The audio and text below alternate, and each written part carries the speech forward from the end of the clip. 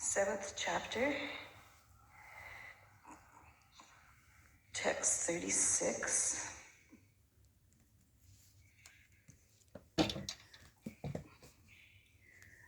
Repeat after me. Matam pramatam umatam Suttam balam striyam jadam Prapanam viratam bitam Naripum hanti dharmavit Matam pramatam umatam Suttam balam striyam yadam Prapanam viratam bitam Naripumhanti dharmavit.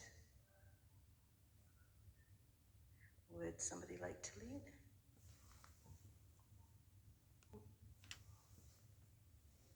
Suttam balam striyam yadam Prapanam viratam bitam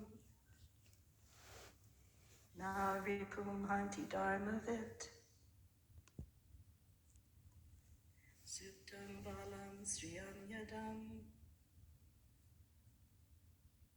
Prapanam viratam pitam Naripumhanti dharmavit. Matam pramatam umatam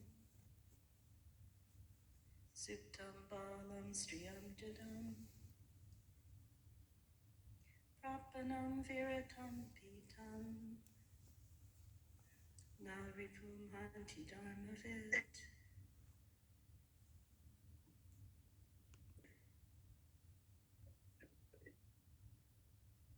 Matam parmatam onmatatam Suptam balam striyam jadam Prapanam viratam bhitam Naripam hanti dharam with Matam Suptam balam striyam jadam Prapanam viratam bhitam Naripum hanti dharam with Matam matam Suttam balam striyam yadam Prapapanam viratam bitam Narupepum hanti dharmavit.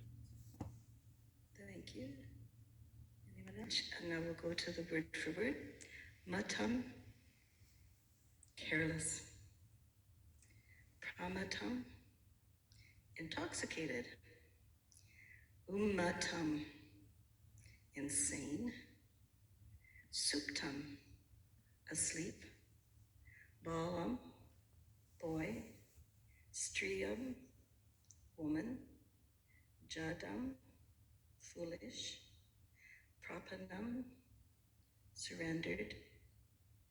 Viratam, one who has lost his chariot. Bitam, afraid. No, not. Ripum, enemy. Hanti, kill. Dharmavit, one who knows the principles of religion. Translation: a person who knows the principles of religion does not kill an enemy who is careless, intoxicated, insane, asleep, afraid, or devoid of his chariot. Nor does he kill a boy, a woman, a foolish creature, or a surrendered soul. Repeat. A person who knows the principles of religion does not kill an enemy who is careless, intoxicated, insane, asleep, afraid, or devoid of his chariot. Nor does he kill a boy, a woman, a foolish creature, or a surrendered soul. Purport by His Divine Grace, Srila Prabhupada Ki Jai. An enemy who does not resist is never killed by a warrior who knows the principles of religion. Formerly, battles were fought on the principles of religion and not for the sake of sense gratification.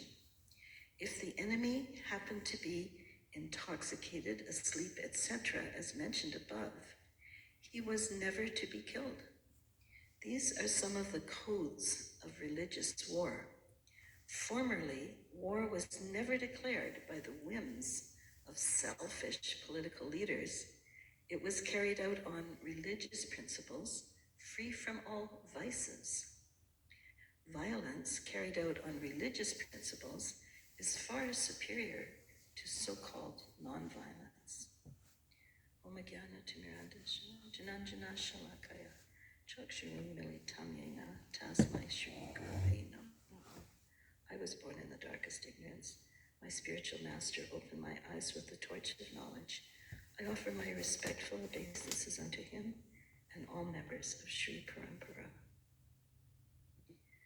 So, nor does he kill a boy, a woman, a foolish creature, or a surrendered soul. And we are coming to it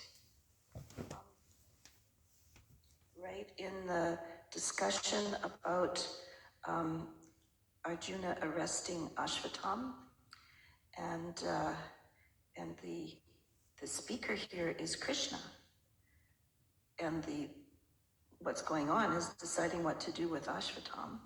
We've been studying that, and Srila Prabhupada gave a lecture on this verse in September 1976 in Vrindavan. In the series, as we are taking it, he was going through a whole series, this whole section, and he took it in pairs of verses. So this verse is paired with tomorrow's verse, when Srila Prabhupada lectured on it. In his lecture, though, he focused mostly on this verse. And so we'll look at some of the things that he had to say about this verse. He actually mostly focused on the first line, the matam, pramatam, umatam part. Just so I don't forget, though, I would like to just make a quick comment on the last line of the purport, which is very interesting and somewhat surprising. Violence carried out on religious principles is far superior to so-called nonviolence, which is very interesting because, you know, it's non-binary here. There's three things being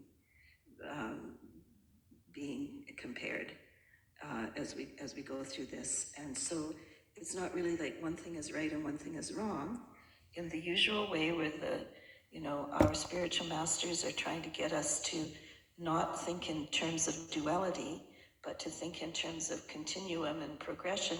What's better than something else, and what's even better than that?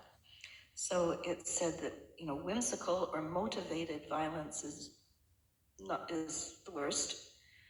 So-called non-violence is better than whimsical or motivated violence, but violence carried out on religious principles is better than non-violence. Of course, the purport, Srila Prabhupada points out that it isn't happening much now. People may think, world leaders may think that they are having some kind of justified or holy war, but it's about selfish things like territory. But it was also very interesting for me, so I just wanted to share. May not be interesting for you, but there's another set of three things that it has a similar pattern to this. The three modes of material nature, tamagun, rajagun, and sattvagun. The mood of impetus for change, the desire to fix things, is not present in tamagun. It's very present in rajagun, and again, it's not present in sattvagun. So in one sense, this lack of interest in fixing things is a common feature of tamagun and sattvagun. And likewise, this violence is a common feature of the lowest of the three and the highest of the three, but they're different. So I just thought that was an interesting thing, and to help us get away from the mind's a bit thing that accept, reject, right or wrong, black or white, just to try to move more to the idea of a continuum. So now let's look a little bit at some of the things that Srila Prabhupada focused on in his lecture on this verse. First of all, he wanted again to point out the difference between cat and dog type fighting and the human ability, which humans also do, like, it's my territory, it's my food, it's my bed, it's, like, scratch, go away, or I like what you've got, let me see, can I take it? So that that cat and dog fighting, Srila Prabhupada says that Kshatriya's fight is not like that. Kshatriya's fight is over the principles of religion, and anything else is whimsically just animal fighting. And the principles of religion have rules. And so one of the rules that Srila Prabhupada mentions has come through many cultures is you don't strike below the waist, right?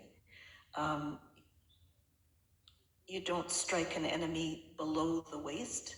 You keep your striking from head to waist, and not below that. That's considered illegal, an illegal blow.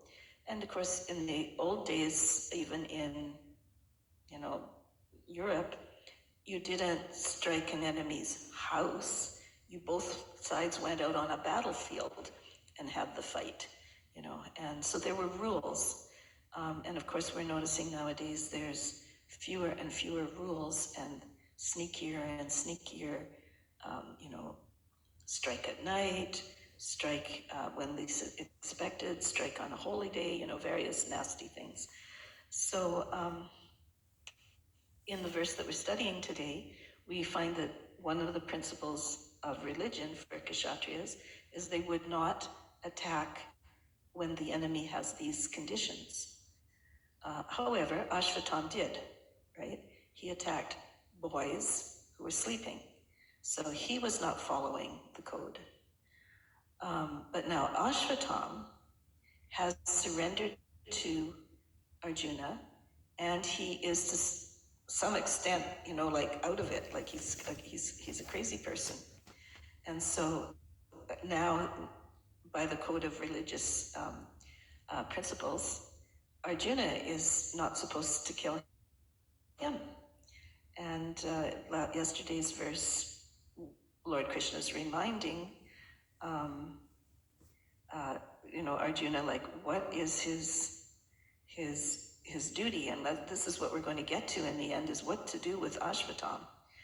And so Srila Prabhupada spends most of his lecture not talking at all about Ashvatam or Arjuna or the circumstances. And of course, he's just had several days on the topic, and there's going to be a few more days on the topic for the context. But in this particular verse, he talked almost completely about the mata, pramata, and unmata conditions.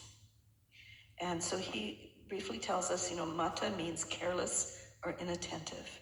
So it's kind of like an accident. So if somebody does something bad to you out of carelessness, you shouldn't take it as he's your enemy and kill him.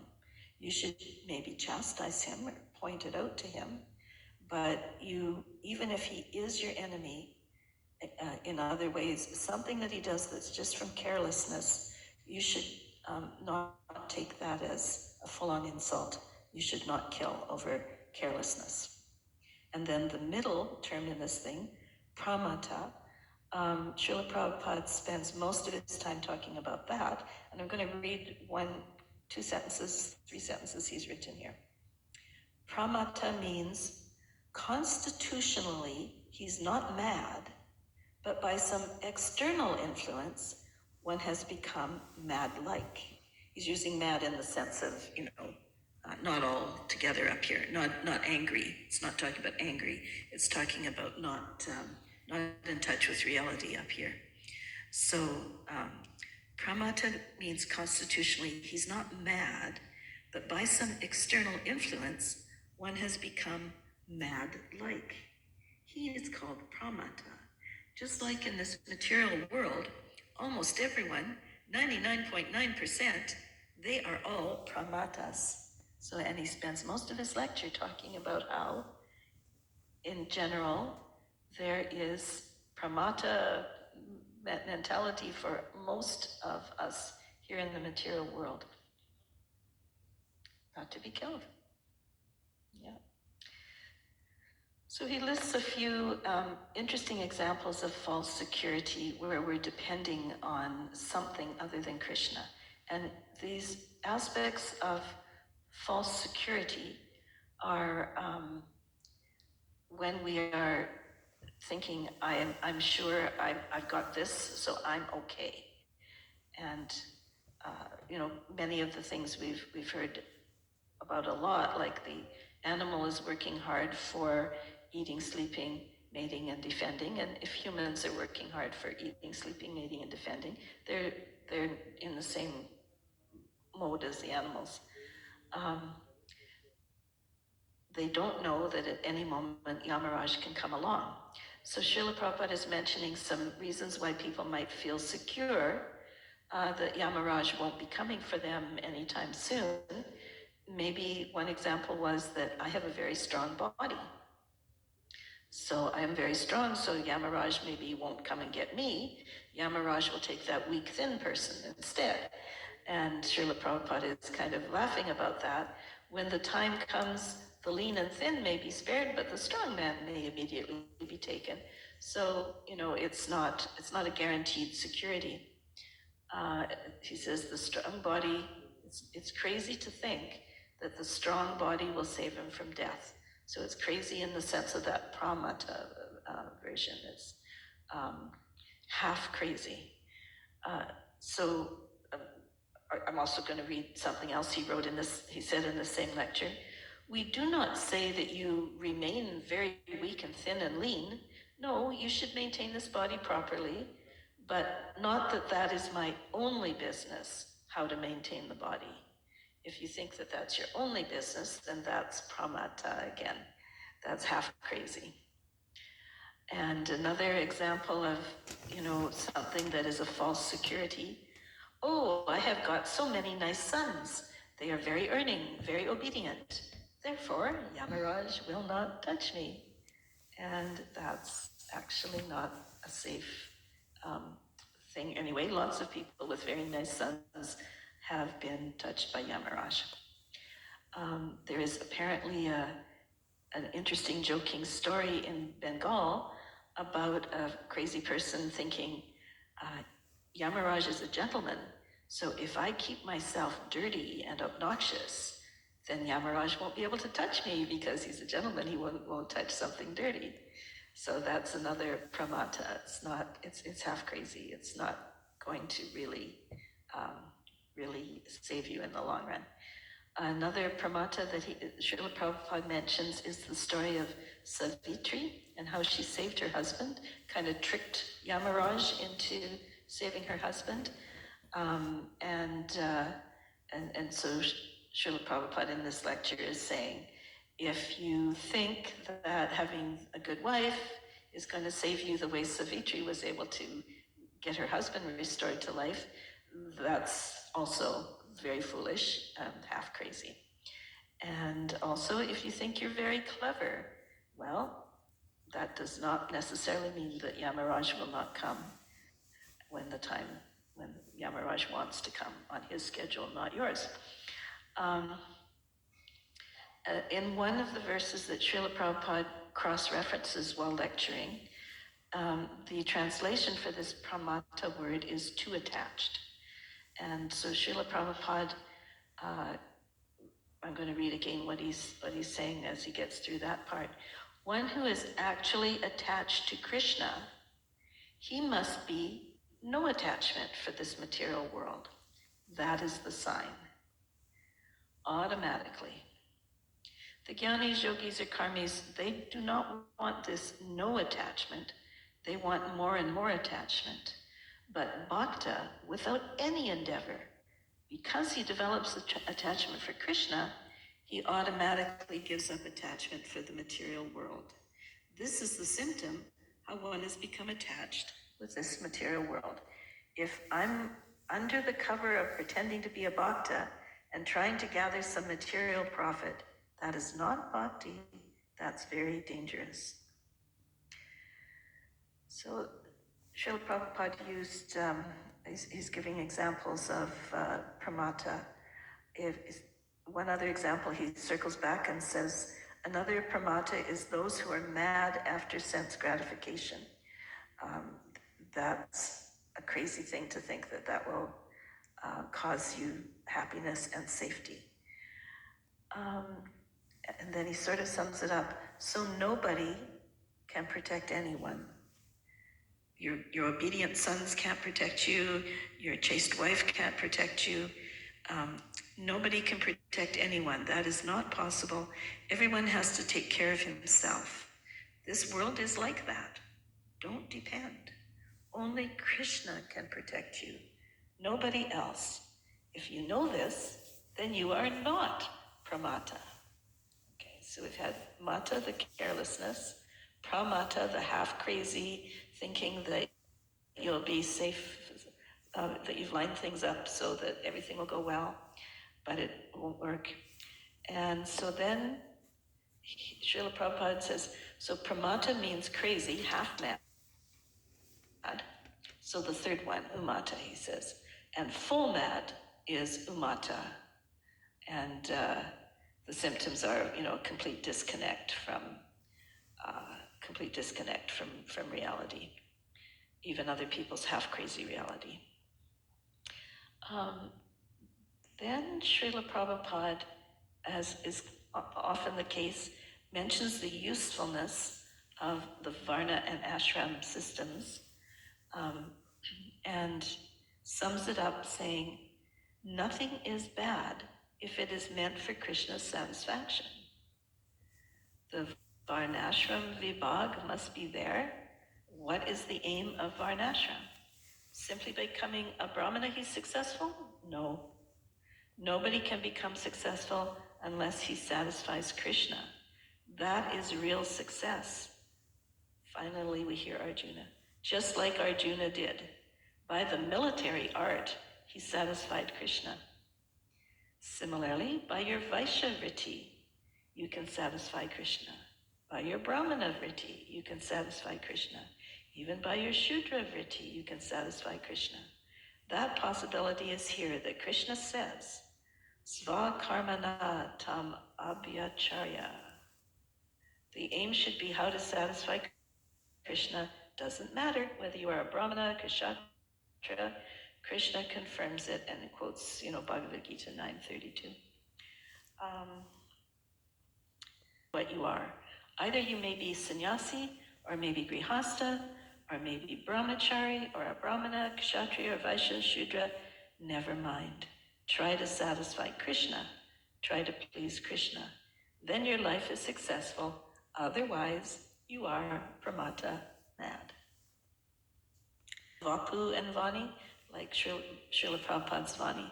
If you go to it and click on lectures, and then click on lectures of Srimad Bhagwatam, you can find all these lectures and you can listen to them at the same time as reading them, which is actually quite a nice experience, and what I had to do way back because I could not understand Srila Prabhupada's accent. In those days, it was a tape ministry, so you could get a cassette tape of Srila Prabhupada talking. And then you could also, there was the book of lectures, so you could find the same lecture in the book of lectures, listen to it and read it. And that's the only way I was able to get some grasp what Srila Prabhupada's accent what he was saying. So if that's of any interest to anybody, check out vanipedia.org, and it's at the top of the page where you can just click on the sound and hear the nectar drop from that lecture.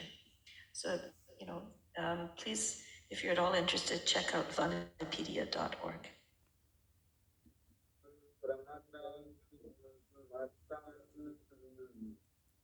सुप्तं बालं श्रियं जड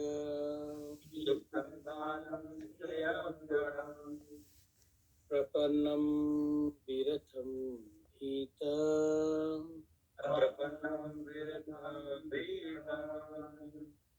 न रिपुं हन्ति धर्मवे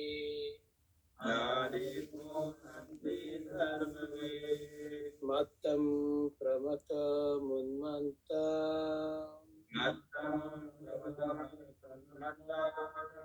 क्षुप्तं बालं स्त्रियं जड प्रपन्नं विरथं भीतं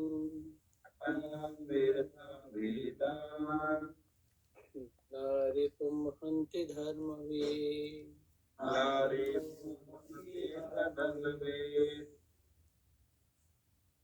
Anyone want to recite? Pramata Munmatam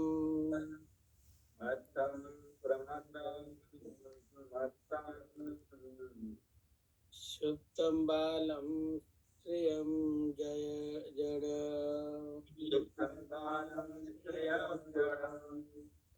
Prapannam Viratham Bhita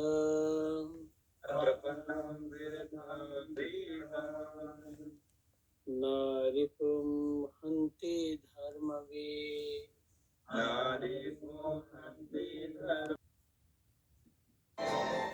मत्तं प्रमत्तमुन्मत्तं क्षुप्तं बालं स्त्रियं जडं प्रपन्नं विरथं भीतं न रिपुं हन्ति धर्मवित्